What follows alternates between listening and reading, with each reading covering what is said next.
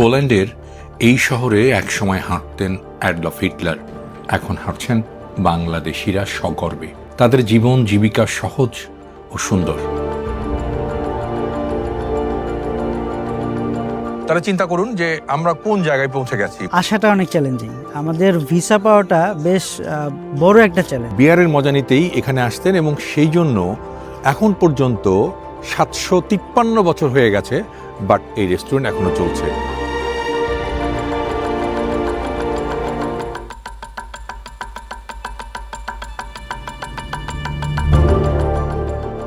কি অদ্ভুত নাম! ইংরেজি উচ্চারণ রকল, কিন্তু পলিশ ভাষায় বলতে হবে ব্রোৎসয়া, অর্থাৎ হঠাৎ করে কেউ এই শহরে এলে তার নাম উচ্চারণ করতে দাঁত ভাঙার উপক্রম হবে। কোনো পরিকল্পনা ছাড়াই হঠাৎ করে এখানে এসে পড়েছি আজ, আর অবাক হয়ে দেখছি পোল্যান্ডের দক্ষিণ পশ্চিমাঞ্চলের ওডার নদী তীরের নগরটিকে।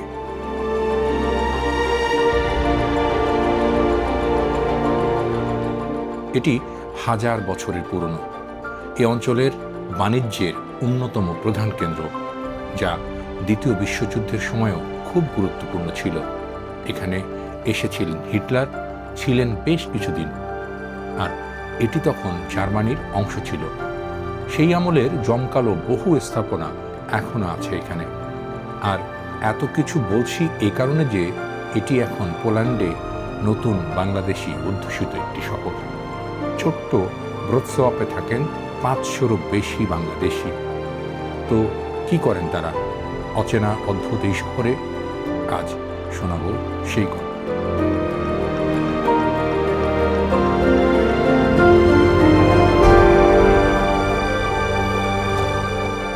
খুব বেশি দিন নয়, বছর 10 হলো ব্রোৎসওয়াপে বাংলাদেশিরা আসতে শুরু করেছেন। এটি খুবই শান্ত এবং ফাঁকা একটি জনবসতির। বহু পথ আর ব্রিজের কারণে একে সিটি অব ব্রিজেসও বলা হয়। মূল যে শহরটি, সেখানে প্রায় 300-র মতো বাংলাদেশি থাকেন, যারা অনেকেই পোল্যান্ডের রাজধানী ওয়ার্সো থেকে এখানে এসে উঠেছেন। আবার তাদের কথা শুনে পরে অনেকেও এসে সরাসরি উঠেছেন এই শহরে। বর্তমানে কিছু বাংলাদেশি এসে ব্যবসা বাণিজ্য শুরু করেছেন। তাদের কাবাবের দোকান, গ্রোসারি শপ, নয়তো টুরিস্ট এলাকায় ছোট ছোট সুভিনিরের দোকান আছে। ব্যবসায়ীদের মধ্যে আবার অনেকেই শহর ছেড়ে চলে গেছেন গ্রাম এলাকায়। সেখানে থাকা খাওয়ার খরচ কম, কিন্তু ইনকাম ভালো। এই যে ব্রোৎসওয়াপ, যেটি রাজধানী শহরও না, আবার বড় কোনো এরকম শহরও না, কিন্তু এটি এই পোল্যান্ডের একটু ডিফারেন্ট টাইপের শহর, যেটাতে বহু পর্যটক আসে, যারা এখানে ইংল্যান্ড থেকে আসতেছে কিংবা ইউরোপের অন্য দেশগুলো থেকে আসতেছে। তো এইরকম একটি পশ শহরে, যেটাতে কিনা হিটলার একসময় এসে থাকতেন, যেটাতে কিনা 753 বছরের পুরনো একটা রেস্টুরেন্ট আছে, সেই শহরে আমাদের বাংলাদেশিরা কিন্তু এসে এরকমের কাবাবের দোকান দিয়েছে। আমি যে কাবাবের দোকানটি একটু আগে আপনাদের দেখাচ্ছিলাম, জহির কাবাব, তারা চিন্তা করুন যে আমরা কোন জায়গায় পৌঁছে গেছি। মানে আমাদের কি বলবো, আমাদের স্ট্যান্ডার্ড, আমাদের সাফল্য। তো তারা এইভাবে এইরকম শহরগুলোতে, বিশেষ করে পোল্যান্ডের শহরগুলোতে, আমরা যদি বলি যে বাংলাদেশের বিভাগীয় শহর কিংবা বড় সিটিগুলোতে, যেগুলো কমার্শিয়াল, ঢাকা, চিটাগং, সিলেট, রাজশাহী, এই শহরগুলোতে আমরা সাধারণত বিশ্ব ব্র্যান্ডগুলো দেখি, কেএফসি, পিৎজা হাট কিংবা ডোমিনোস পিজা। কিন্তু এইখানে এই পোল্যান্ডের যে শহরগুলো গ্রাম, যেটা কিনা বাংলাদেশের উপজেলা কিংবা ইউনিয়ন পর্যায়ের বড় একটা, সেই জায়গার মতো জায়গাগুলোতে ছড়িয়ে দিয়েছে তাদের কাবাব চেইন। এটা কিভাবে সম্ভব হয়েছে? ধরো যাক, একজন কাবাব খেয়েছে একটা বড় শহরে এসে, সে তখন এই কাবাবের দোকানের কাউকে বলেছে যে ভাই, আমার তো এলাকাটা এখান থেকে অনেক দূরে, তোমরা ওখানে কেন একটা রেস্টুরেন্ট করো না, ওখানে একটা কাবাব করো না। তখন তারা খুঁজেছে যে কোথায় কোথায় যায় প্লেস পাওয়া যায়, তাদের জন্য কোথায় কোথায় এটা মানে উপযোগী হয়, সেই রকম করে খুঁজে খুঁজে তারা এই পুরো পোল্যান্ডের একেবারে গ্রাম পর্যায়ে তাদের এই কাবাব শপটাকে ছড়িয়ে দিয়েছে। তা আমি এটাকে বলবো অন্য রকমের এক ধরনের সফলতা এবং উদ্যোগ, যেটি আমাদের সারা দুনিয়ার মানুষের কাছে আমরা গল্প করতে পারি, যে পোল্যান্ডের মানুষকে কাবাব দিয়ে সেরা হয়েছে বাংলাদেশের এই দুই ভাইয়ের কোম্পানিটি, যেটি আমাদের সবার গর্ব করার মতো। এবং আমরা এই দুই ভাইয়ের জন্য সবাই মিলে শুভকামনা জানাতে পারি, কারণ বাংলাদেশের মানুষ প্রশংসা করে কম, সমালোচনা করে বেশি। তো সেই জায়গা থেকে যদি আমরা বেরিয়ে আসতে পারি তাহলে কিন্তু আমাদের আরও অনেক মানুষ তাদের সাফল্যগুলো, তাদের সৃষ্টিগুলো সবার সামনে তুলে ধরবে।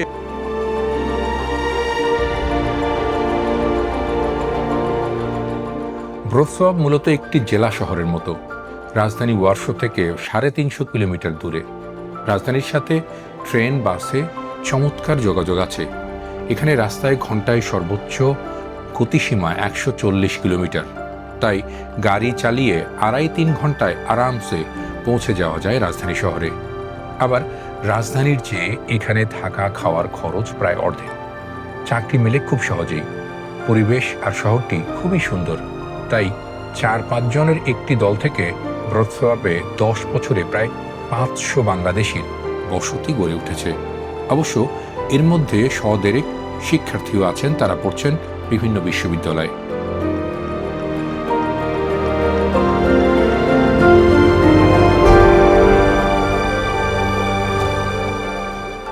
তিন বছরের বেশি হয়ে গেছে এই শহরটাতে আসি, এবং এই শহরটা আমার কাছে খুব বেশ ভালো লাগতেছে। এটা একটা ট্যুরিস্ট সিটি হিসাবে পরিচিত। এই শহরে বেশ কিছু ঐতিহ্যও আছে। দ্বিতীয় বিশ্বযুদ্ধের সময় এই শহরে বেশ কিছু ধ্বংসাত্মক কাজ হয়েছিল। তো সব কিছু মিলে এটা একটা শান্তির শহর হিসাবে পরিচিত। তো এই শহরের মানুষজন বেশ শান্তিপ্রিয়, এবং অন্যান্য পোল্যান্ডের অন্যান্য শহরের তুলনায় এই শহরটা একটু ওয়ার্মার শহর, তো যে কারণে আমার বেশি ভালো লাগে। তো ব্যক্তিগতভাবে আমি খুব বেশি ঠান্ডা পছন্দ করি না, তো ওই হিসাবে এই শহরটা সব কিছু মিলে আমার কাছে বেশ ভালোই লাগছে, যে অন্যান্য অপশন থাকা সত্ত্বেও এখন এই শহরেই রয়ে গেছি। একটা মাল্টিন্যাশনাল কোম্পানিতে কাজ করছি। এর আগে আমি বাংলাদেশে মাল্টিন্যাশনাল কোম্পানিগুলোতে সফটওয়্যার ইঞ্জিনিয়ারিং লিড রোলে ছিলাম। লাস্ট এখানে আসার আগে রবিতে ছিলাম।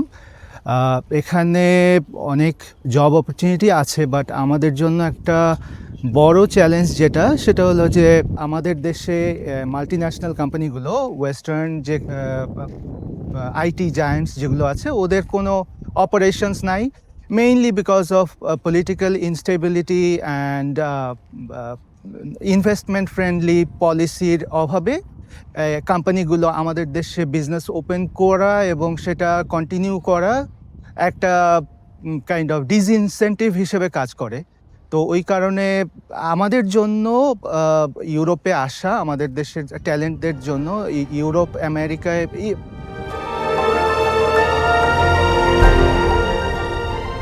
আরও একটি ভালো খবর যে ব্রোসওয়াবে থাকা বাংলাদেশিদের মধ্যে অন্তত 10% স্থানীয় সরকারি বেসরকারি ভালো প্রতিষ্ঠানে প্রায় প্রথম শ্রেণীর চাকরি করছেন।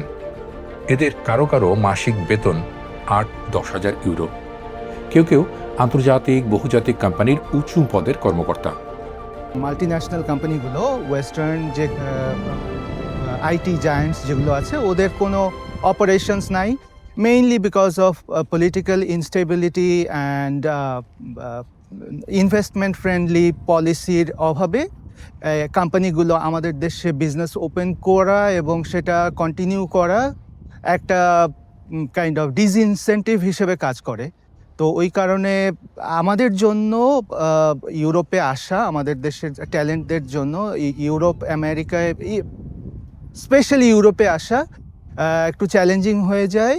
এখানে দেখা যাচ্ছে যে ফার্স্ট অফ অল ভিসা পাওয়া, তারপরে হচ্ছে ভিসা পাওয়ার পরেও দেখা যাচ্ছে আরও চ্যালেঞ্জ দেখা যাচ্ছে অ্যাপয়েন্টমেন্ট পাওয়া অ্যান্ড সো অন, এগুলোতেও প্রবলেম হয়। বাংলাদেশে অনেক ট্যালেন্ট আছে, এটা ট্রু, কিন্তু আসাটা অনেক চ্যালেঞ্জিং। আমাদের ভিসা পাওয়াটা বেশ বড় একটা চ্যালেঞ্জ। আমি যদি পাশের দেশ ইন্ডিয়ার সাথে কম্পেয়ার করি, এদের জন্য ভিসা পাওয়া যতটা ইজি, আমাদের জন্য তার থেকে কয়েক গুণ কঠিন। যেমন আমাদের দেশে আসলে অ্যাম্বাসি নাই, এটা হচ্ছে প্রথম বাধা। আমাদের ভিসার জন্য যেতে হবে ইন্ডিয়াতে, এবং প্রথম বাধা হচ্ছে ইন্ডিয়ান ভিসা পাওয়া, এবং দ্বিতীয় বাধা হচ্ছে ওখানে আবার অ্যাপয়েন্টমেন্ট পাওয়া। তো সব কিছু মিলে এটা একটা বড় চ্যালেঞ্জ। তো কোম্পানিগুলো যখন দেখে যে একটা এমপ্লয়ি বাংলাদেশ থেকে আনার সময় আমার এইরকম একটা টাইম কনজিউমিং ব্যাপার হয়, তো দেখা যায় যে হয়তোবা 3 থেকে 6 মাসের মধ্যে একটা এমপ্লয়ি দরকার, তো সেই ক্ষেত্রে একটা এমপ্লয়িকে আনার জন্য অনেক ক্ষেত্রে 1 বছরের মতো সময় লেগে যায়, just because of this obstacles. So যে কারণে কোম্পানিগুলো আসলে খুব বেশি আগ্রহী হয় না বাংলাদেশ থেকে এমপ্লয়ি আনার জন্য। ফর এক্সাম্পল আমি আমার কথা যদি বলি, আমার ক্ষেত্রে আসার সময় অনেক চ্যালেঞ্জ ফেস করতে হয়েছে এই ভিসার জন্য। যেটা বললাম, ইন্ডিয়ার এই ভিসা প্রসেসিংয়ের সময়টাতে অনেক লেগেছিল, প্রায় 1 বছরের কাছাকাছি সময় লেগেছে আমার সব কিছু মিলিয়ে। তো যে কারণে দেখা গেছে যে অনেক ছেলে পেলে আমার পরবর্তী জব অপরচুনিটি পাওয়ার পরেও তারা আসতে পারে নাই। কোম্পানিগুলো আসলে এইসব কারণে তাদের অফার লেটারটা ক্যান্সেল করে দিয়েছে। তো এইটা একটা বড় বাধা।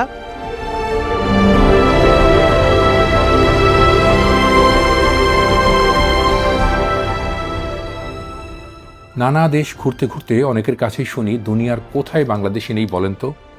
আমি এর উত্তর খুঁজে পাই না। এই যে আজ হঠাৎ ভ্রৎসব শহরে এসেও অবাক হয়েছি, এই অচেনা শহরকেও আমাদের মানুষেরা কত আপন করে নিয়েছেন। অবশ্য তাদের এই জীবন সংগ্রামটা সহজ ছিল না। এখানে কাজ জানতে হয়, ভাষা শিখতে হবে, শিক্ষা লাগবে, তবেই মিলবে সুন্দর, সহজ, সাবলীল এক জীবন, যা ইউরোপে এসে সবাই কামনা করেন।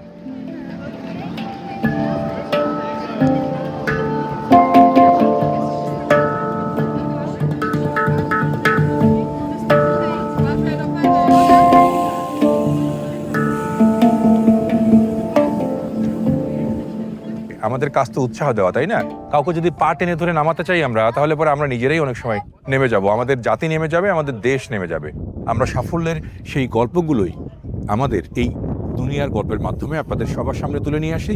আপনার কাছে যদি এরকমের কোনো সাফল্যের গল্প থাকে, যদি মনে হয় এটি অনেক মানুষকে জানানো উচিত যাতে মানুষ উপকৃত হবে, অনুপ্রেরণা পাবে, তাহলে সেটিও আমরা খুঁজতে আসবো আপনার শহরে, সেটা হোক পৃথিবীর যে কোনো প্রান্তে, যে কোনো শহরে।